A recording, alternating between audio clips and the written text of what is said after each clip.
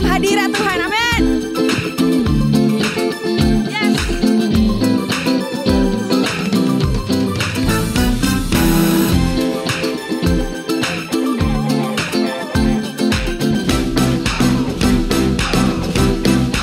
Let's sing.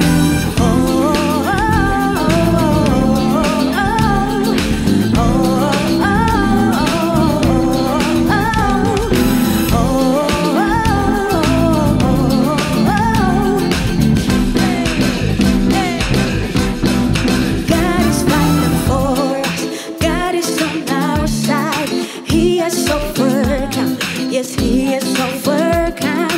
We will not be shaken. We will not be moved. Jesus, you are here. God is fighting for us. God is on our side. He has overcome. Yes, He has overcome. We will not be shaken. We will not be moved. Jesus, you are here. I will not die. The resurrection power of Christ alive in me, and I am free in Jesus' name. Let's sing.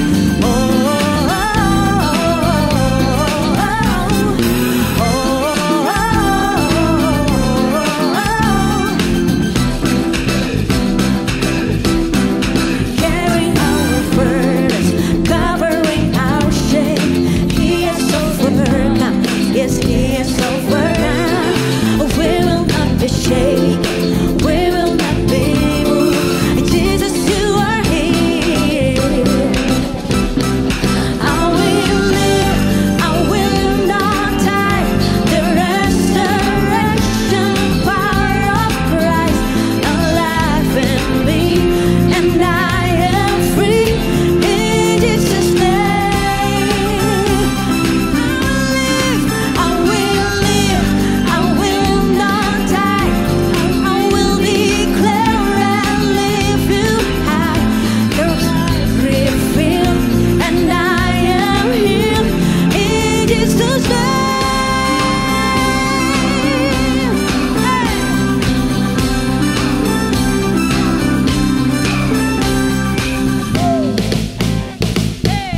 Mari tepuk tangan sama-sama. Yeah.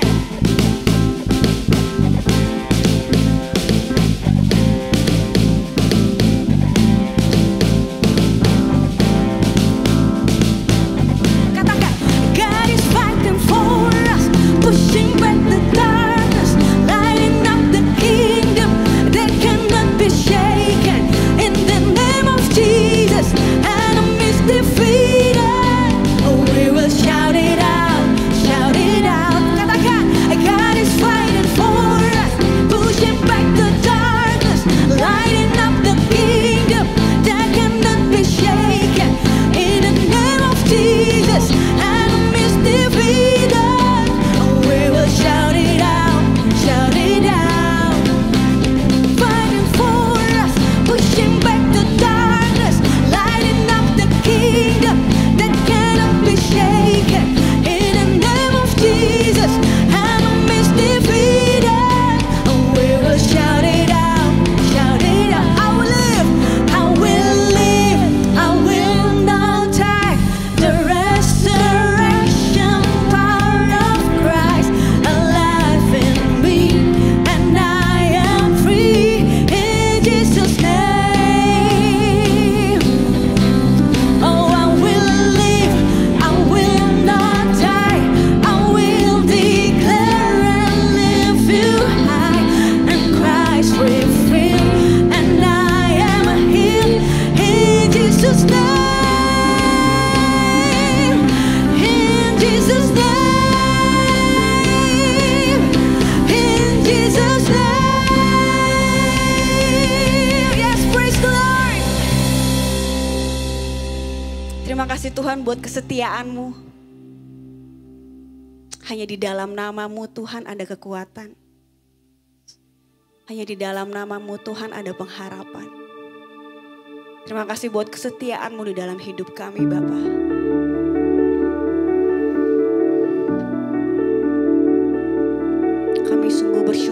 Bapa yang setia. Kami sungguh bersyukur punya Bapa yang seperti-Mu. Yesus, terima kasih Tuhan.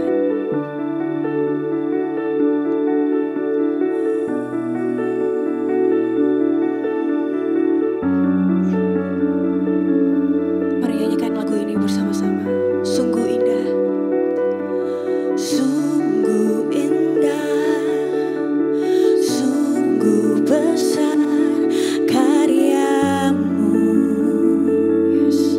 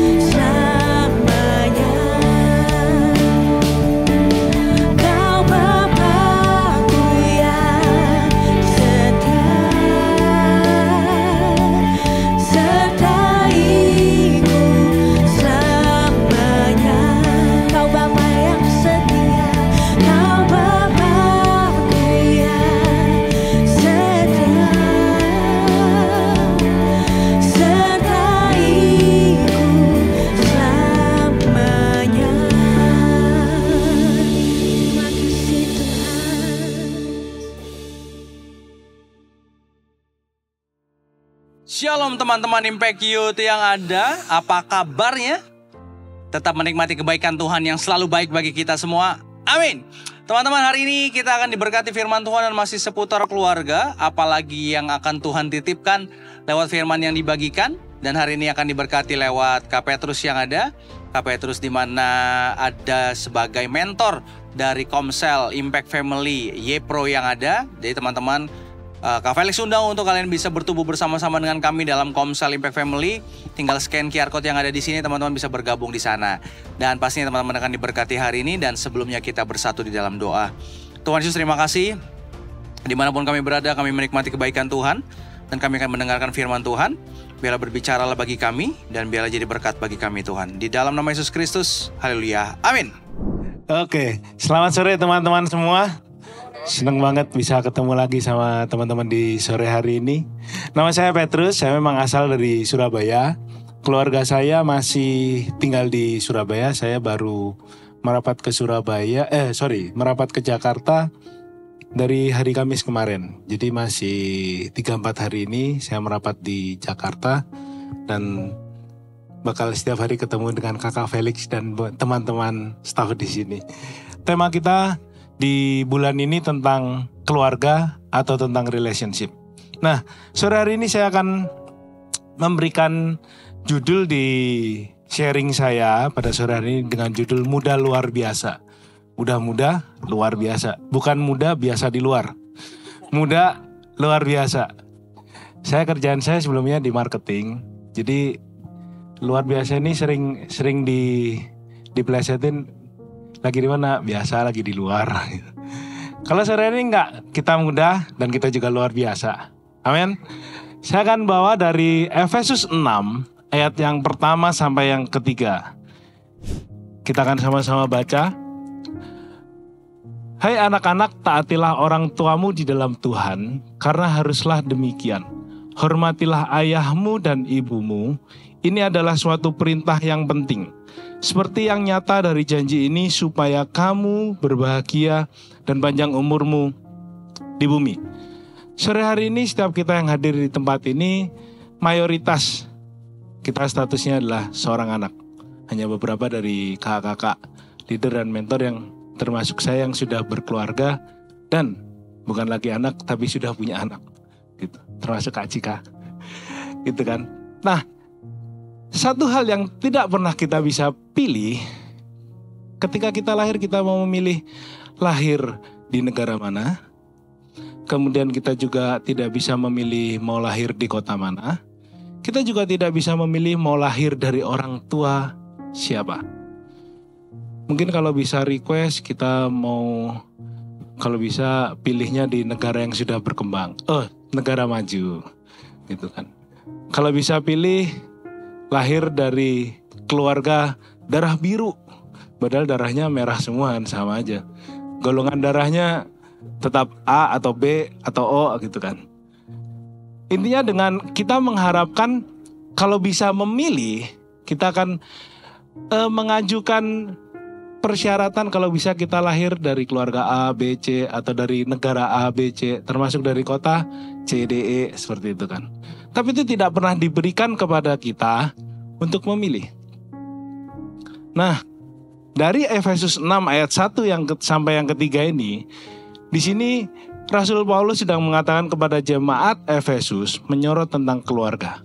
Di ayat yang ke-1 sampai yang ketiga ini Rasul Paulus sedang menyorot kita dengan status anak.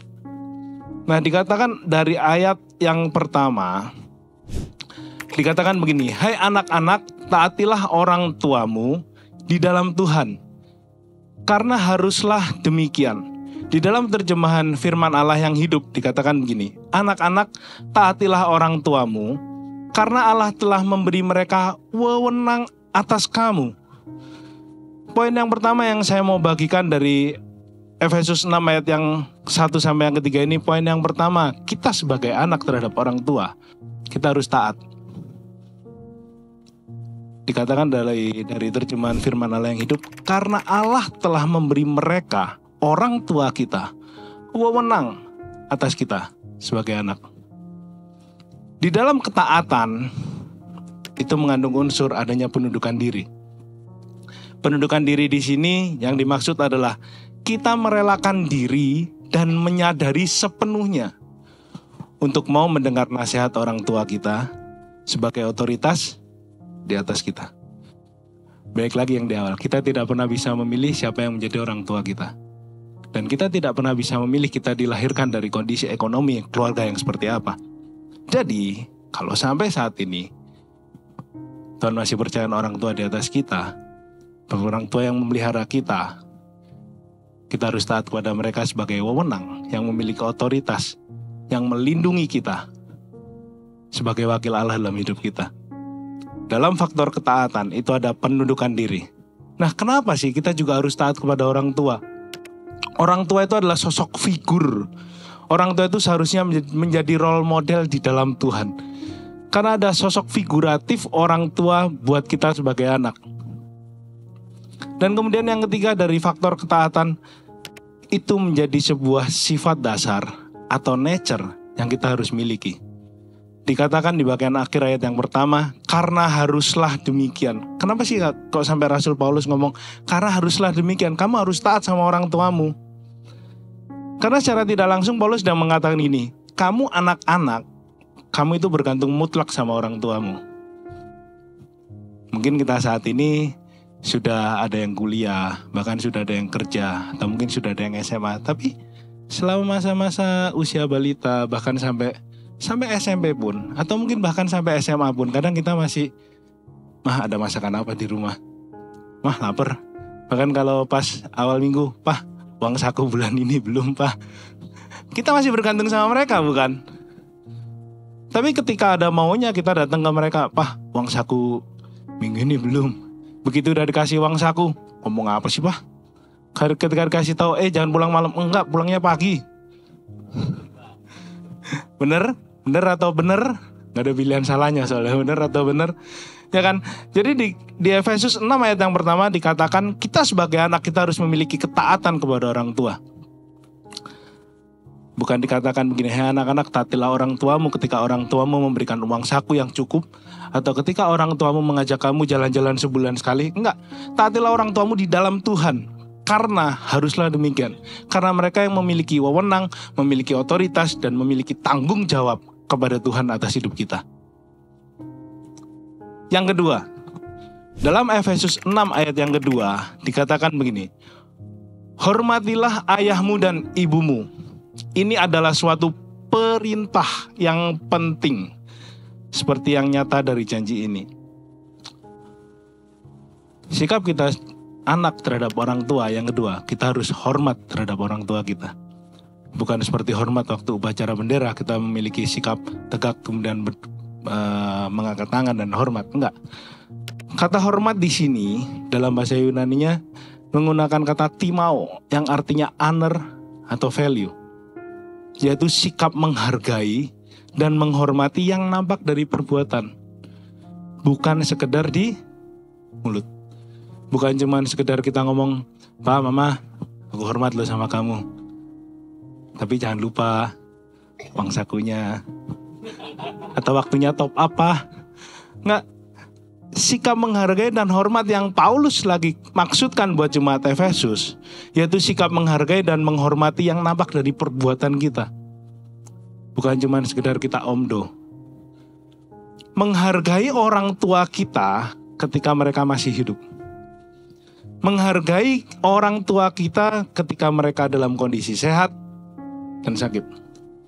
Menghargai orang tua kita ketika kondisi ekonomi keluarga kita sedang baik maupun tidak baik. Dan menghargai orang tua kita ketika kita sedang dalam keadaan senang maupun sedih. Bukan menghargai orang tua kita ketika senang aja, sedihnya enggak.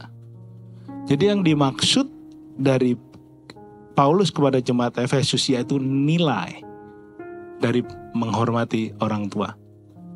Di dalam Keluaran 20 ayat yang ke-12, itu adalah 10 perintah Allah. Menghormati orang tua itu menjadi salah satu perintah Allah.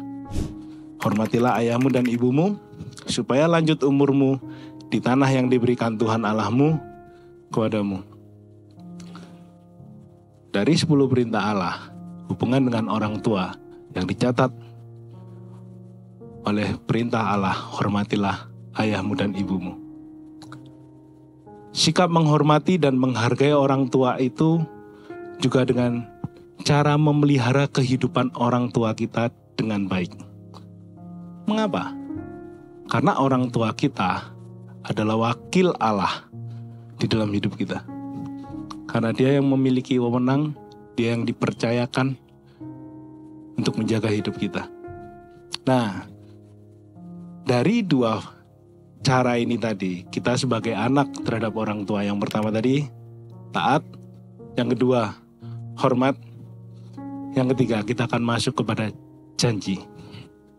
Efesus 6 ayat yang ketiga dikatakan begini, supaya kamu berbahagia dan panjang umurmu di bumi. Kita teman-teman yang baru merayakan Imlek, biasanya waktu Chinese New Year kan salah satu slogannya kan umur panjang, walaupun dengan bahasa Mandarin, kongsi sinen kuala, seperti itulah. Di dalam terjemahan versi mudah dibaca, ini terjemahan Alkitab semua teman-teman ya, bukan terjemahan komik. Versi mudah dibaca, dikatakan begini, janjinya maka segala sesuatu akan baik bagimu dan kamu akan panjang umur di bumi. Di dalam terjemahan firman Allah yang hidup dikatakan, dan inilah janji itu, bahwa jika kamu menghormati ibu bapakmu, kamu akan panjang umur dan hidupmu penuh dengan berkat. Jadi ketika kita taat dan kita memiliki sikap hormat kepada orang tua, Tuhan sudah memberikan janjinya, kita akan berbahagia dan panjang umurmu di bumi. Berbahagia dan panjang umur ini adalah akibat, bukan tujuan. Jadi tolong teman-teman membedakan antara akibat dengan tujuan. Kalau ini menjadi tujuan, maka kita akan mempunyai sikap yang taat dan hormat karena ada maksudnya. Tapi yang firman Tuhan katakan, yang Rasul Paulus ajarkan kepada jemaat Efesus, kamu harus taat dan orang tua terhadap orang tua dan menghormati mereka.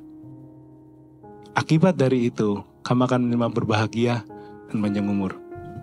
Bukan motif, jadi berbicara motivasinya. Gue mau taat nih sama orang tua, menghargai mereka, menghormati mereka, mereka ngomong apa aku dengerin, supaya motivasinya udah salah. Padahal yang Rasul Paulus sedang tekankan, itu bukan motivasimu, bukan untuk diberkati, bukan supaya kamu panjang umur, tapi kamu harus memiliki ketaatan yang tulus. Kamu harus bisa menghormati dan menghargai kedua orang tuamu, apapun kondisinya, bagaimanapun modelnya, dengan tulus, supaya kita panjang umur dan kita berbahagia. Panjang umur dan berbahagia ini bisa diartikan begini teman-teman. Berapa banyak dari kita, termasuk saya sendiri, mungkin kita pasti punya luka terhadap orang tua kita. Bahkan ada satu saat, mungkin waktu kita kecil, saya pernah berapa kali dihajar sama bapak saya. Dihajarnya pakai sapu lidi, dari sapu lidinya panjang tinggal separuh. Di waktu saya dihajar itu, saya sempat dalam hati sempat berkata gini, awas ntar ya kalau aku udah besar. Dampaknya apa teman-teman? Ketika saya menjadi orang tua, kalau saya nggak bereskan dengan orang tua saya, itu akan menjadi sebuah luka, akan menjadi sebuah ganjalan, akan menjadi sebuah trauma yang akan mengganggu masa depan saya, yang akan mengganggu kinerja saya, yang juga akan merusak fokus saya ke depan. Karena punya luka. Ketika waktu kumpul sama orang tua, teringat nih, aku pernah dihajar sama bapak. Ya memang salahnya kita kan, nggak mungkin bapak hajar kita tanpa maksud kan. Gitu. Jadi kita harus memiliki ketaatan dan kita harus menghormati kedua orang tua kita. Balik lagi, motivasinya bukan supaya berbahagia dan panjang umur, tapi percayalah, ketika kita punya hubungan yang beres dengan kedua orang tua kita, Tuhan janjikan pemeliharaan, Tuhan janjikan panjang umur dan keadaan bahagia buat kita. Kita akan melangkah masa depan kita dengan kemenangan, tanpa ada ganjalan, mendapatkan doa, dukungan, dan restu dari orang tua. Nah, yang menjadi pertanyaan, Kak, oke, ini secara Alkitab. Masalahnya, Kak, yang lagi aku hadapin itu gak sesuai dengan yang Alkitab katakan. Gak semudah itu, Kak. Gak semudah drakor, Kak. papahku, mamahku mungkin sedang berpisah. Papahku, Pak, Kak, kalau lagi ngedisiplin kita, waduh, marinir aja kalah, Kak. Akhirnya buat trauma yang berkepanjangan. Aduh, Kak, maaf bicara lagi. Aku sampai sekarang gak kenal siapa papahku. Ada teman-teman komsel yang mengalami hal seperti itu. Terus aku punya figur orang tua dari mana, Kak? Terus bagaimana aku bisa menghormati mereka? Terus bagaimana aku bisa taat kepada mereka? Nah, teman-teman, pada sore hari ini, setiap kita, ketika kita menerima Kristus sebagai Tuhan dan Juru Selamat, sebenarnya kita adalah ciptaan baru dan kita menjadi anak Allah. Jadi, kalau mungkin kita tidak mempunyai role model bapak di dunia, atau mungkin kita tidak mempunyai role model orang tua di dunia yang tidak bisa memberikan pengaruh positif buat kita, bukan berarti masa depan kita akhirnya suram. Bukan berarti akhirnya kita tidak bisa menjadi ke depan, tidak bisa menjadi orang tua yang baik buat anak-anak kita. Bukan berarti akhirnya kita tidak mendapatkan dukungan atau kita mengizinkan trauma dalam kehidupan kita itu menguasai kita. Karena dalam 1 Korintus 5 ayat yang ke-17 dikatakan begini. Jadi siapa yang ada di dalam Kristus, ia adalah ciptaan baru. Yang lama sudah berlalu, sesungguhnya yang baru sudah datang. Setiap kita ketika kita menerima Kristus sebagai Tuhan dan Juru Selamat, memberi diri dibaptis, kita sebenarnya sedang mengalami kelahiran baru. Kita yang dulunya terlahir di dalam dosa, ketika kita menerima Kristus sebagai Tuhan dan Juru Selamat, kita dilahirkan kembali di dalam kebenaran. Roh Kudus berdiam di dalam diri kita. Dia yang akan menuntun, memimpin dalam setiap kehidupan kita. Status kita di dalam Kristus, kita menjadi anak. Kita bisa memanggil dia sebagai Bapa. Bukan cuma sekedar Tuhan atau Allah, tapi kita memanggil dia sebagai Bapa. Ada hubungan yang dekat antara kita sebagai anak dengan dia sebagai Bapa. Kita yang dulunya adalah pewaris dosa, ketika kita menerima Kristus sebagai Tuhan dan Juru Selamat, kita menjadi anak Allah, kita menjadi pewaris kerajaan surga. Jadi mungkin masa lalu kita, atau bahkan mungkin kondisi kita saat ini, kita sedang tidak memiliki patokan atau role model atau pattern dari orang tua. Saya mau katakan buat teman-teman pada sore hari ini, kita memiliki Kristus yang bisa menjadi pattern, role model untuk orang tua kita.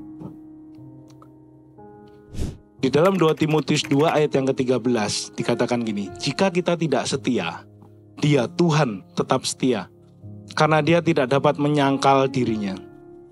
Kristus menjadi role model Bapa buat kita. Dikatakan ketika kita tidak setia, dia tetap setia. Bahkan dia memberikan nyawanya untuk kita, untuk mendapat hidup yang kekal. Bapak kita di dunia, termasuk bapak saya, belum tentu mau memberikan nyawanya buat kita. Belum tentu ya, bukan berarti tidak ada yang mau. Seorang ayah, seorang orang tua yang bertanggung jawab, dia akan memberikan segalanya dengan berbagai cara untuk membantu anak-anaknya. Kristus itu sudah mengenapinya. Dia datang ke dunia, memberikan nyawanya, menebus kita yang sebenarnya terkutuk, kita yang sebenarnya terbuang, sehingga kita menjadi orang yang mulia, kita menjadi orang yang berkenan, dan kita disebut anak di hadapan dia. Nah, ketika kita menjadi anaknya dan Kristus menjadi Bapa kita, dia mendidik kita hidup di dalam kebenaran untuk menuju keserupaan dengan dia. Seorang anak, dia adalah gambaran atau representatif dari seorang bapa. Betul ya? Kalau kita pas di sekolah, kita kan bisa lihat nih, oh ini anak. Kadang yang mana bapaknya, ini anaknya nih. Kadang kalau pas rapotan atau apa, Bapak A, anak dari ini. Terus kalau gak muncul-muncul, ini bapaknya yang mana? Jadi seorang anak itu juga menggambarkan seorang bapaknya. Nah, demikian juga ketika kita menerima Kristus sebagai Tuhan dan Juru Selamat, ketika kita diangkat statusnya sebagai anak Allah, kita anak yang sudah dimerdekakan dari dosa, kita ini sebenarnya sedang mempresentasikan Allah Bapa di dalam hidup kita. Bukan nanti waktu kita meninggal, enggak. Waktu kita di dunia. Waktu kita saat ini sedang kerja, sedang kuliah, mungkin sedang sekolah, di depan orang tua kalian, di depan saudara-saudara kalian, di depan teman-teman atau guru-guru kalian, kita ini sedang mempresentasikan Bapa yang menebus kita.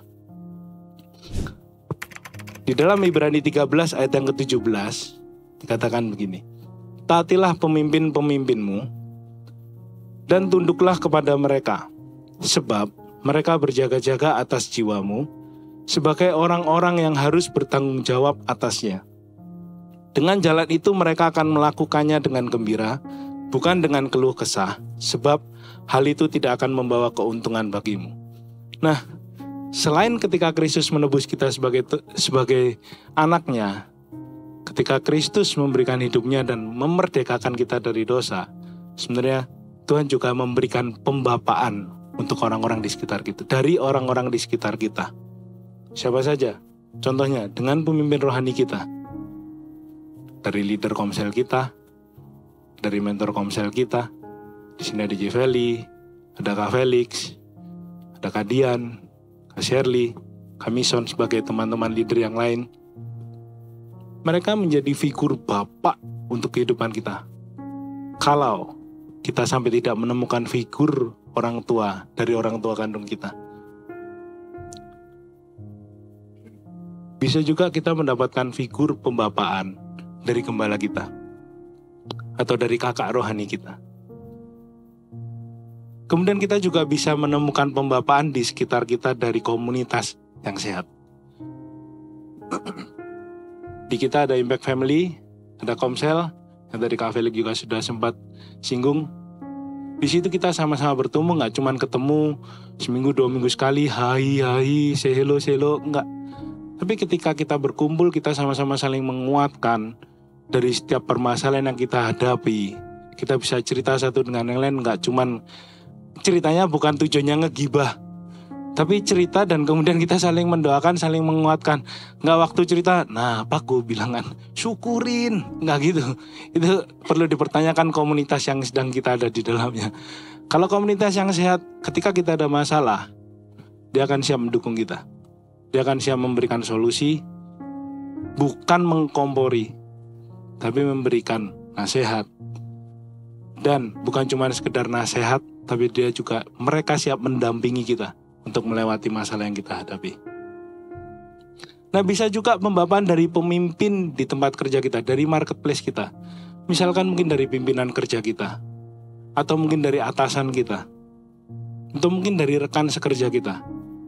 Terkadang Tuhan bisa memakai mereka untuk menjadi figur pembapaan buat kita, sehingga kita tidak sampai kehilangan figur orang tua dalam kehidupan kita. Tujuannya kenapa sih? Dari sini saya nggak tanya siapa yang mau menikah. Dari sini ada yang tidak mau menikah. Semuanya pasti mau menikah, betul? Ketika Anda menikah, berarti Anda sebenarnya sedang mempersiapkan diri Anda untuk menjadi orang tua. Kalau kita sudah ngomong, saya nggak punya figur orang tua, Kak. Figur orang tua saya kacau, Kak. Orang tua saya aja kadang nggak jelas. Saya ini harus ngikut yang mana? Mama ngomong gini, papa ngomong gini. Belum lagi ntar om ngomong gini. Tapi percayalah, kalau kita tidak mengambil tindakan dari saat ini, itu akan berulang kepada anak kita. Bersyukurlah kita pada sore hari ini kita sudah mengenal Kristus. Kita sudah menerima keselamatan. Dan kita ada di dalam komunitas yang sehat. Kita memiliki pemimpin rohani yang bertanggung jawab. Bukan cuma sekedar jasmani, tapi kerohanian kita. Itu untuk membantu kita, untuk menolong kita. Supaya kita, ketika kita menjadi orang tua, kita menjadi orang tua yang takut akan Tuhan. Menjadi orang tua yang melahirkan generasi yang ilahi. Memutuskan kekacauan atau figur yang buruk dari kedua orang tua kita. Saya akan tutup dengan kata-kata ini. Karena pengorbanan Kristus, sekelam apapun masa kecil kita, sekelam apapun masa lalu kita, dan sekelam apapun latar belakang kita, itu akan menjadi kekuatan untuk kita menjalani hidup kita di dalam pengharapan, iman, dan kasih. Kita akan sama-sama berdoa pada sore hari ini. Saya rindu untuk teman-teman semua.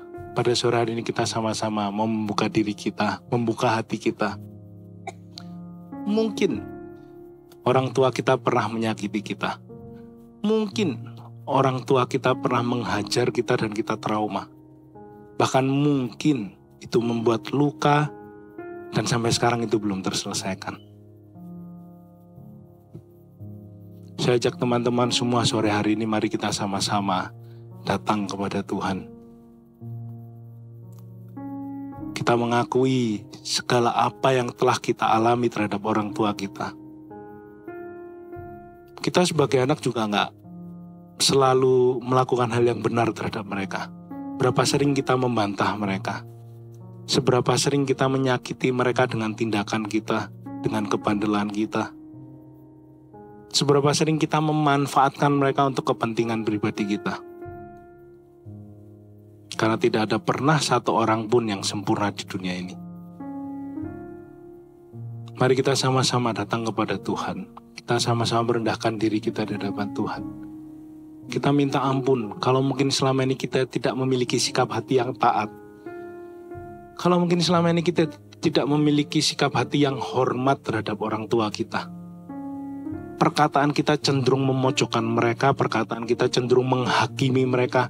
Bahkan berkata, papa mama tahu apa sih? Zaman sekarang sudah berbeda. Papa mama udah ketinggalan zaman.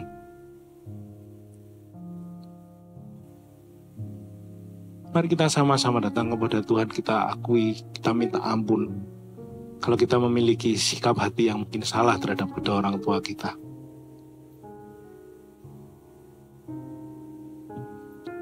Dan setelah kita minta ampun, kita sama-sama mau mengampuni kedua orang tua kita. Kita mau melepaskan berkat buat mereka. Kita tidak pernah bisa memilih kita dilahirkan dari orang tua siapa. Kita tidak pernah bisa memilih dilahirkan dari keluarga mana. Tapi yang kita bisa lakukan, kita bisa berdiri di hadapan Tuhan untuk menjadi berkat bagi keluarga kita. Yang kita bisa lakukan, kita berdiri di hadapan Tuhan untuk memenangkan keluarga kita. Mungkin kedua orang tua kita masih belum mengenal kasih Kristus. Justru kesempatan sore hari ini kita ada di tempat ini untuk kita bisa menjadi berkat buat mereka, supaya mereka bisa mengenal kasih Kristus yang kita sudah terima, untuk mereka boleh percaya dan menerima Kristus sebagai Tuhan dan Juru Selamat. Kita memberkati pekerjaan mereka, kita memberkati hubungan rumah tangga mereka. Kita lepaskan pengampunan buat kehidupan mereka.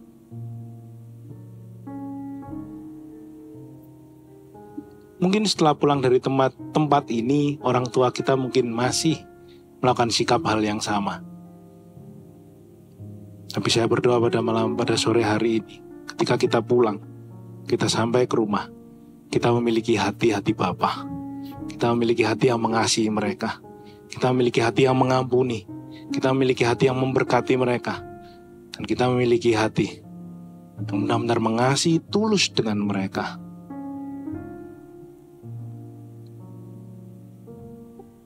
Tuhan meteraikan setiap firman-Mu pada sore hari ini. Setiap kami yang terluka, setiap kami yang memiliki trauma, kami serahkan itu semua ke dalam tangan-Mu Tuhan. Karya penebusan-Mu, karya salib-Mu itu telah membayar lunas semua sakit hati kami, semua trauma kami, semua kemarahan kami. Karena yang Engkau lakukan itu lebih besar dari kemarahan kami, itu lebih besar dari sakit hati kami. Kami yang seharusnya berdosa, kami yang seharusnya terkutuk, kami yang seharusnya terbuang. Kau rela memberikan nyawa-Mu untuk menunjukkan kesetiaan-Mu atas hidup kami. Engkau yang kudus menjadi terkutuk untuk kami. Engkau yang mulia menjadi terbuang karena kasih-Mu terhadap kami. Dan biarlah kasih yang kami terima itu kami mau bagikan untuk kedua orang tua kami. Kami mau bagikan kepada saudara-saudara kami. Kami mau bagikan kepada keluarga besar kami. Biar kami menjadi anak-anak muda yang luar biasa di dalam Tuhan. Jadi anak-anak muda yang mengambil peranan memenangkan keluarga kami. Sehingga kami ketika Tuhan percayakan kami menjadi orang tua, kami bisa menjadi figur orang tua yang berkenan di hadapan Tuhan. Hamba berdoa Tuhan untuk setiap teman-teman Impact Youth pada sore hari ini. Biar mereka mengalami pemulihan. Mereka boleh benar-benar merasakan pemulihan gambar diri. Mereka boleh benar-benar menemukan kasih Kristus dalam Engkau. Dan mereka boleh bertumbuh lewat komunitas Impact Youth pada sore hari ini. Mereka boleh bertumbuh dalam pengenalan akan Tuhan. Mereka boleh bertumbuh dalam kehidupan bersosial satu dengan yang lain. Mereka boleh menjadi anak-anak muda yang excellent di dalam Tuhan.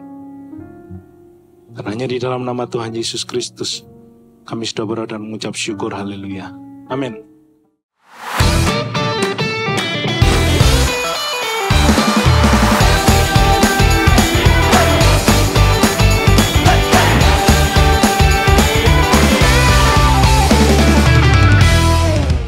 Pasti teman-teman semua diberkati dari awal pertengahan sampai akhirnya, khususnya firman Tuhan dari KP Petrus yang ada. Muda, luar biasa. Dimulai dari mana? Menghormati orang tua. Berharap teman-teman diberkati, dan khusus masih sebulan ini masih ada tema tentang family, keluarga, dan biar kita juga terus mengerti apa yang Tuhan maksudkan bagi kita di bulan ini. Dan terus jangan lupa saksikan Impact Youth yang ada setiap hari Sabtu jam 5 sore waktu Indonesia Barat di channel YouTube-nya Impact Community Indonesia. Dan juga teman-teman yang di Jakarta sekitarnya, Kak Felix undang untuk hadir bersama-sama di ibadah Impact Youth yang ada setiap hari Minggu jam 5 sore. Setiap hari Minggu jam 5 sore di Gereja Impact Community Indonesia di Mall of Indonesia lantai P3. Dan teman-teman semua, kalau mau ajak orang tua, keluarga yang lain juga bisa beribadah bersama-sama. Ada 5 kali ibadah setiap minggunya, 8, 10, 12, jam 3, dan jam 5 sore. Kalau mau datang bareng-bareng jam 5 sore, jadi orang tua bisa gabung di umum, kalian ikuti Impact Youth yang ada setiap minggunya. Itu teman-teman semua, dan kami sekali lagi mengundang teman-teman bisa bergabung bersama dengan Impact Family, komselnya Impact Community Indonesia yang dibagi berdasarkan segmen. Ada pelajar, mahasiswa, ada yang kerja, ada yang sudah menikah. Kalian tinggal scan QR code yang ada di sini, nanti akan diarahkan ke grup komsel yang ada. Nanti kalian bisa zoom. Untuk yang onsite, ada di Jakarta, Bandung, dan Surabaya. Kalian bisa ketemuan tatap muka, punya komsel onsite juga. Jadi berharap teman-teman bisa bertumbuh bersama-sama dalam komunitas sel setiap 2 minggu sekali di hari yang kalian pilih. Dan teman-teman semua, bahwa pelayanan Impact Youth ada juga Impact Youth Goes to Campus. Kemarin kita habis pergi ke sekolah SMA 21 Bekasi, seru-seruan di sana. Jadi teman-teman kalau ada sekolah, kalian punya sekolah, ada persekutuan doanya, ada rokrisnya, kampus juga ada, mau kita datang, mau layanin, kalian jangan sungkan-sungkan untuk bisa menghubungi call center yang ada, kami siap melayani teman-teman semua. Dan terakhir teman-teman, ini dia. Teman-teman kalau mau support pelayanan Yayasan Tangan Pengharapan, bisa beli kaos-kaos keren ini. Ada berbagai macam yang baru-baru, jadi teman-teman harus pilih, beli, bayar. Karena apa? Setiap pembelian teman-teman berguna buat makanan bergizi dan pendidikan di pedalaman. Karena you buy means you donate. Itu aja teman-teman semua, sampai ketemu minggu depan. Tuhan Yesus memberkati.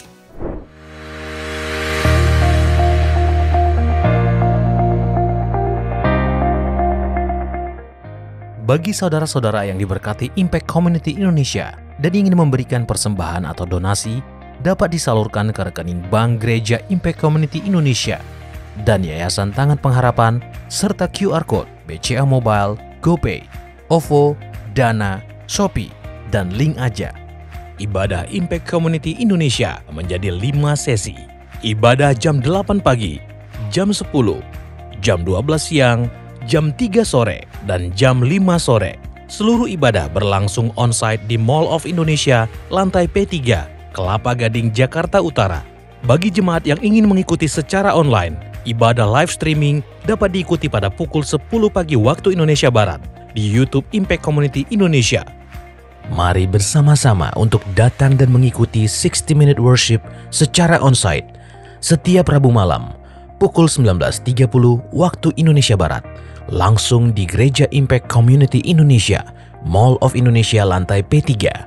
Mari bawa keluarga dan ajak orang-orang yang Anda kasihi. Impact Community Indonesia Friday Service. Ibadah setiap hari Jumat yang ditayangkan secara online pukul 19 waktu Indonesia Barat. Ibadah Saturday Service. Ibadah Sabtu Impact Community Indonesia ditayangkan online setiap Sabtu pukul 19 waktu Indonesia Barat di YouTube Impact Community Indonesia dan YouTube Henny Kristianus. Setiap ibadah online Impact Community Indonesia sudah tersedia subtitle dalam bahasa Indonesia, bahasa Inggris, dan Mandarin. Anda dapat mengaktifkan dengan klik tombol CC atau closed caption pada layar Anda. Mari bergabung dalam doa kesembuhan dan perlindungan Tuhan setiap Selasa jam 6 sore waktu Indonesia Barat di YouTube Henny Kristianus, Instagram Henny Kristianus, dan Yohanes Kristianus.